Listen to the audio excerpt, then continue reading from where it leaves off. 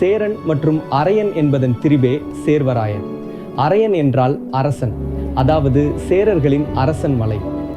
சேர்வராயன் என்ற சொல்லுக்கு சரிவுகளும் வாய் போன்ற பள்ளத்தாக்குகளும் கொண்ட மலை என்ற பொருளும் உள்ளது. சேரராசன் ஆட்சிக்குட்பட்ட மலை என்பதால் சேரராசன் மலை என்றும் வழங்கப்பட்டு காலப்போக்கில் சேர்வராயன் மலை என மருவியதாக கூறப்படுகிறது.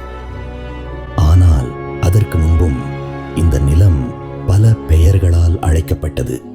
சைலம், சேலையூர் என பல பெயர்கள் இருந்ததாக வரலாற்று ஆய்வாளர்கள் குறிப்பிட்டுள்ளனர்.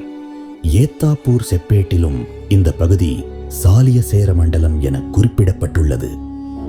கற்கால மனிதர்கள் பயன்படுத்திய கருவிகள் இந்த மண்ணில் ஏராளமாக கிடைத்துள்ளன. இந்த மலையின் மேடு பகுதியில் உருவானதே ஏற்காடு. பசுமை காடுகள், குளிர்ந்த காலநிலை, அழகிய பள்ளத்தாக்குகள். இயற்கையோடு ஒன்றி வாழ்ந்த மலைவாழ் மக்கள் வேட்டை, விவசாயம், காட்டு உணவு சேகரிப்பு என தற்சார்பு வாழ்க்கையை வாழ்ந்து வந்தனர்.